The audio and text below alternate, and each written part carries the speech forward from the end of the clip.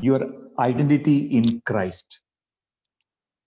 Our Father, we praise and thank you for opening the Word of God for us. Abba Father, remove those hardened hearts and give us the wisdom and understanding to accept the Word of God and receive it. Let's start with a surrender prayer. Hide me in your holy wounds today. Lessen my desire to be known. Cut short my desire to be loved. Uproot the evil desires within me and the powers of evil coming against me today. Help me to live today close to your holy will. Fill my heart with your love. Loving God, I surrender my mind, my heart, and my body. Use it for your eternal glory today. I surrender every single child of yours who is struggling like me. Wash and immerse us into the ocean of the precious blood of Jesus and fill us with the Holy Spirit and let us witness your love on earth. Amen. Today we are discussing the topic, what is your identity in Jesus Christ? Therefore, since we are justified by faith, we have peace with God through our Lord Jesus Christ, through whom we have obtained access to this grace in which we stand, and we boast in our hope of sharing the glory of God. But God proves his love for us in that while we still were sinners, Christ died for us. Much more surely then, now that we have been justified by his blood, will we be saved through him from the wrath of God. Brothers and sisters, God tells us that each and every one of us are sinners. We have sinned and the wrath of God is upon us.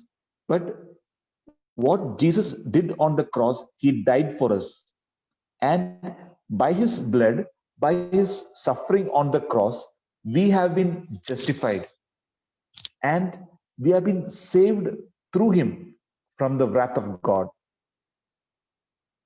For if while we were enemies, we were reconciled to God through the death of his Son, much more surely, having been reconciled, will we be saved by his life. But more than that, we even boast in God through our Lord Jesus Christ, through whom we have now received reconciliation. Brothers and sisters, when we go through the problems in life, when we suffer in our life, we feel that God has forsaken us. We feel that the wrath of God is upon our life. God is so far away and he hates us. And we fail to understand that we have been justified, we have been reconciled with God, and we have been saved because of the loving grace of our Father. Dear friends, we need to understand that God has forgiven us. It is not by our own works, but it is by the blood of Jesus on the cross. He suffered for us on the cross, and because of his work, we have been reconciled to God. Therefore, we have been buried with him by baptism into death, so that just as Christ was raised from the dead by the glory of the Father, so we too might walk in newness of life. Dear brothers and sisters, now you might have been sinners. I was a sinner, and we have sinned and we have gone far away from God. But when we are reconciled, we are coming back to Christ. We are confessing our sins. We are repenting and we are coming to Jesus Christ. What is happening is we are being buried with him. We are already dead in our flesh, and we are being reborn as a child of God. And through baptism, what is happening is we are already dead to that sinful nature. So that just as Christ was raised from the dead by the glory of Father, so we too might walk in this newness of life. We are not going to walk as sinners, but we are going to walk just as Jesus walked, as children of God. There is therefore now no condemnation for those who are in Christ Jesus. For the law of the Spirit of life in Christ Jesus has set you free from the law of sin and of death. Now, the law of Moses and the laws before it was a law of sin and of death. Now, if a person is sinning, the consequence is death. There is no forgiveness. So, law of sin and of death is that if you sin, you die. But it has been replaced now. That old has gone, and Jesus has brought in this new covenant, and that is the law of the Spirit of life. And in this, we being sinners, we are crimson red with sin. And when we seek forgiveness and we call out the name of Jesus Christ, what is happening is the loving grace of Jesus is stopping us from falling into death. It is the free gift in which we are justified as children of God. We are justified and we are made into a right standing with God even when we are sinners. It is not by your or my work, it is because of this loving grace by the blood of Jesus Christ that we have been reconciled to God. So then, brothers and sisters, we are debtors not to the flesh to live according to the flesh. For if you live according to the flesh, you will die. But if by the Spirit you put to death the deeds of the body, you will live. Now, most of us live, there are three parts of a man. We have the body, the spirit, and the soul. What is happening is we all live for the body. We are hungry, we ask for food. When our body pains, we try to protect our body. We all our needs are first concerning the body, and it is only after that the last is the spirit. The needs of the spirit are the last. So what is happening is, so what we have to do is we should not live as debtors, not to the flesh, not to live according to the flesh. For if you live according to the flesh, you will die. But if it is by the spirit, you put to death the deeds of the body. So the first thing that we should be concerned is the spirit. When we put the God's things above our flesh, the needs of God above our bodily and our physical needs, we are spiritual, we surrender ourselves spiritually to God. What happens is God is giving us eternal life, and we will live. For all who are led by the Spirit of God are children of God. For you did not receive a spirit of slavery to fall back into fear, but you have received adoption when we cry, Abba, Father. So we have been reconciled and we can call God Abba, Father. It is through that reconciliation, and we don't have to fall back into fear. We are not now, when a person is born of God, he's a child of God. You are not a sinner, you are not a devil's child, you are a child of God. So you don't have to fall back into this fear. Now, let me share one story or an example with you. Now, there was a hunter, and this hunter went into the forest, and he got a tiger cub, and he brought it back to his house. It was a big compound, and there were a lot of cats and also dogs. And what he did is he tied the eyes of the tiger, and he started bringing it up in his house. This tiger became bigger and bigger, but it never knew how it looked like, how were the other people, other animals around in the house. The tiger was always scared by the sharp barking of the dog. And what happened is, as the months and months went by, the tiger grew in size, but without realizing that what its identity is.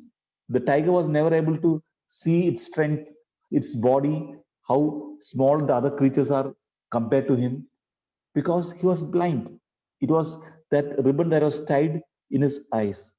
Then what is happening is, one a good person is coming when the hunter has gone to the forest, and he's removing this ribbon from the eyes and allowing this tiger to see. And then he's realizing gradually that, oh, what is, I'm stronger. All the dog that was barking and scaring me, such a small dog, I can just shoo it away. So this tiger is coming and understanding the identity that it's a mighty creature. It's seeing itself in the mirror, its teeth, its claws, and how small the other animals are compared to him. Now, you might think it is a simple, a flimsy story that can't happen, but just look at the next scripture.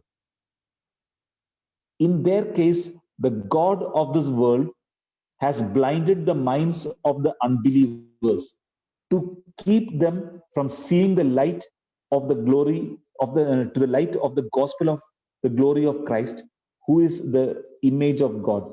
Now look at this. In their case, now the person who is an unbeliever, they are not believing in Jesus Christ. Now, are you or each of us believers, do you believe that you're a child of God and you're walking as children of God with the strength? If we are not walking just as Jesus walked, we are actually unbelievers. And this God of this world, that is Satan, and Satan has blinded the minds of the unbelievers. What is happening is, you're not realizing that you are a child of God. You're not realizing that Jesus has reconciled you with God. And just as God was with Jesus, the power of Jesus, the power of God was flowing out of Jesus, the healing power. And he had the mind to understand how the world is and the mind of people. So everything that is in Jesus Christ is in you. That power, the glory of the gospel of Christ is hidden because it is, you are blinded by the devil. And what is happening is, once your mind is open, you start seeing the glory of God. You start realizing your identity as a child of God, your identity in Jesus Christ. Then what happens is, the Holy Spirit, it is that very Spirit bearing witness with our spirit that we are children of God. And if children, then heirs, heirs of God, and join heirs with Christ. If in fact we suffer with him, so that we may also be glorified with him. Now, just as that good person removed the ribbon from the eyes of the tiger, what the Spirit, the Holy Spirit does is that it witnesses and shows us that we are child of God. You, the scriptures become life for you. It turns into life, and you realize that that same power that was in Jesus Christ is given to you to use it for the glory of God. It says that you will be able to do greater things than that I did, because I am going to the Father, and whatever you ask in my name you shall receive. You can do greater things than Jesus did when he was on earth.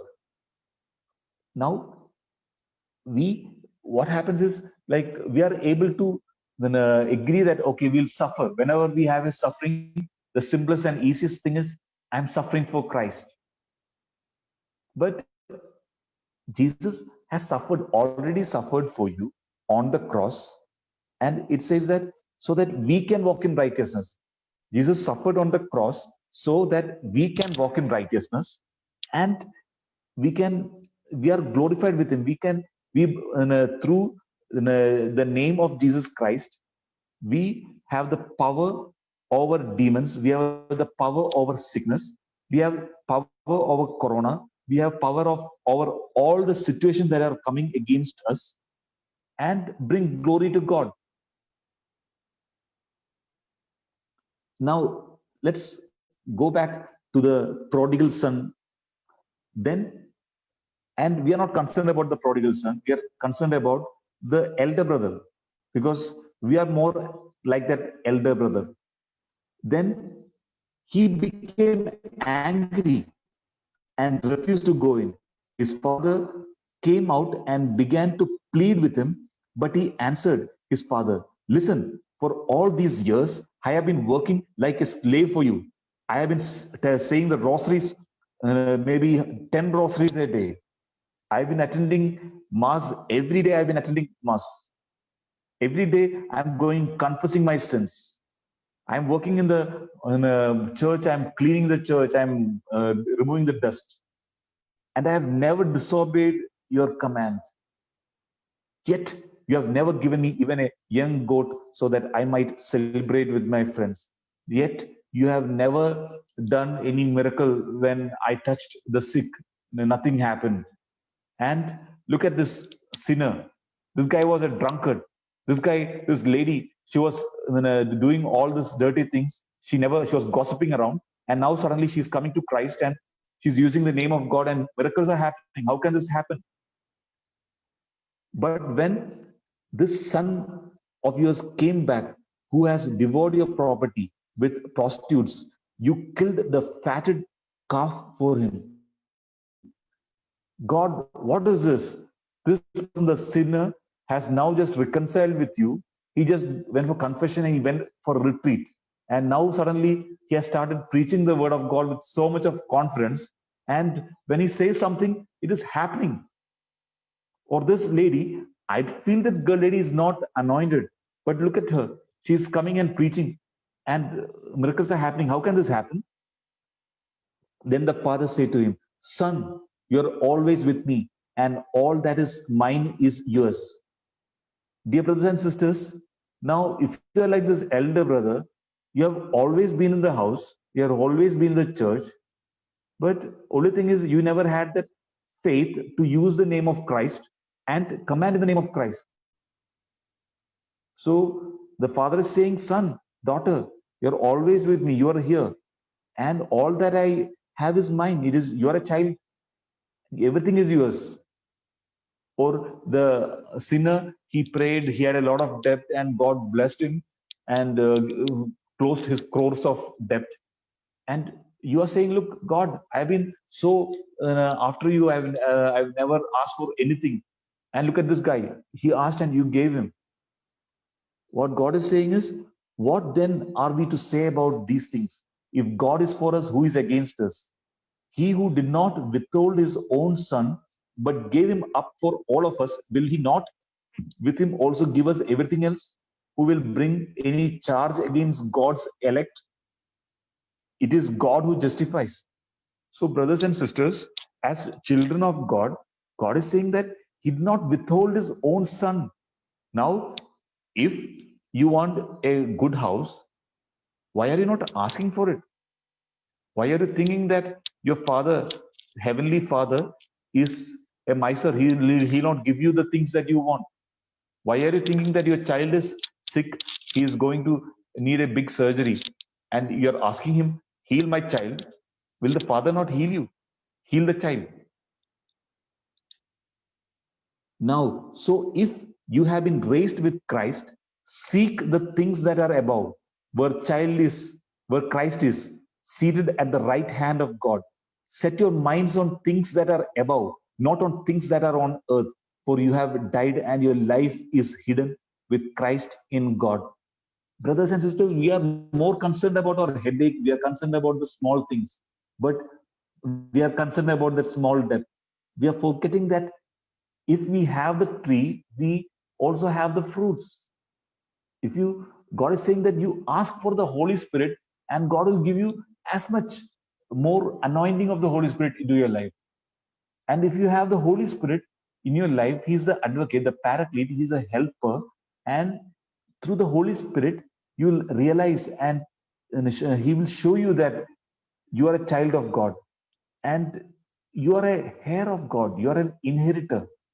And you see that when Abraham, his son Isaac, and Isaac did not do anything, and because he's an heir, inheritor of Abraham, he's sowing a seed, he's getting hundredfold, he's being blessed.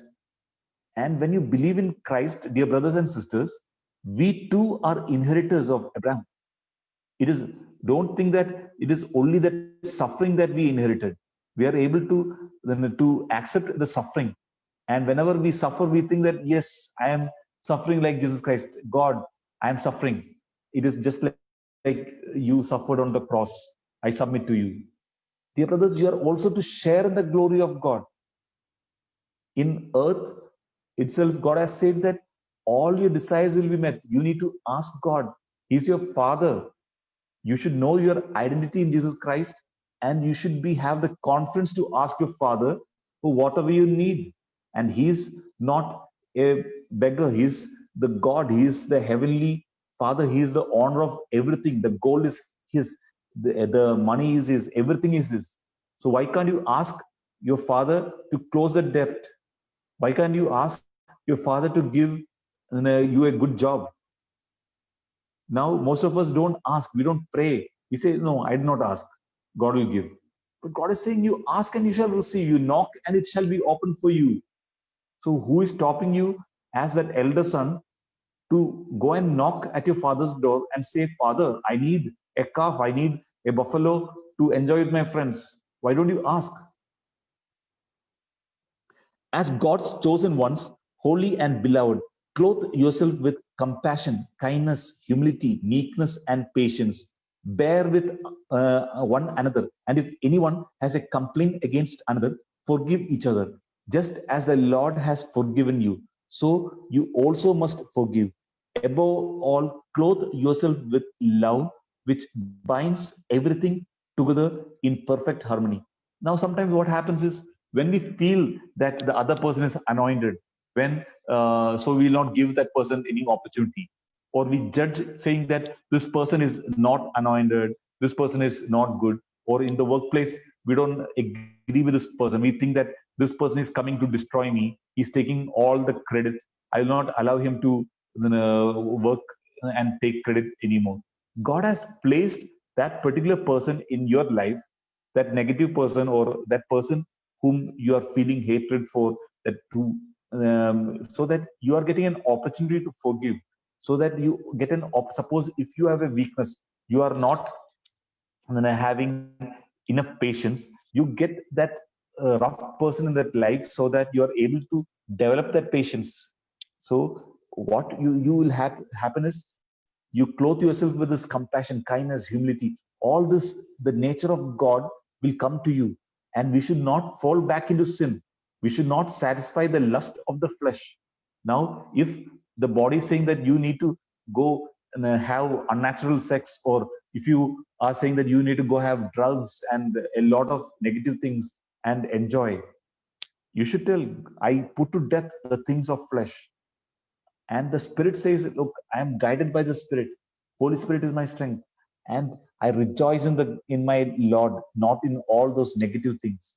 And you put to death everything that negative. If you are feeling that you will say that this person is not anointed, this person is not blessed, or this person is cheating, what is happening is we are trying to condemn that person. And it says that if that person is in Christ, there is no condemnation, and we are actually becoming sinners, and we might be losing a blessing over there. Now let's come back. But to all who received him, who believed in his name, he gave power to become children of God. So this child of God is not just suffering. There is power, there is glory that is coming along with it. Now, just as Saint Paul, Saint Peter, John, and all those powerful disciples of God lived on earth, clothed with that glory of God, with the power of God with them, because they had Jesus Christ. Jesus is the same yesterday, today, and forever. So today, God is with you. That same God who was with Saint Peter, and when he walked, even his shadow was healing people. Saint Paul, his apron, that cloth that touched his body was healing people. So do you think that God will not give you that same blessing?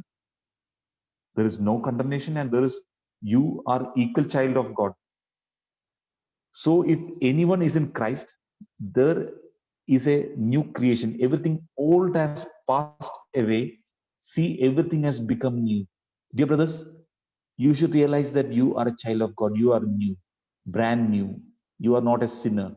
You are not that old self. You are not that poor beggar on the road.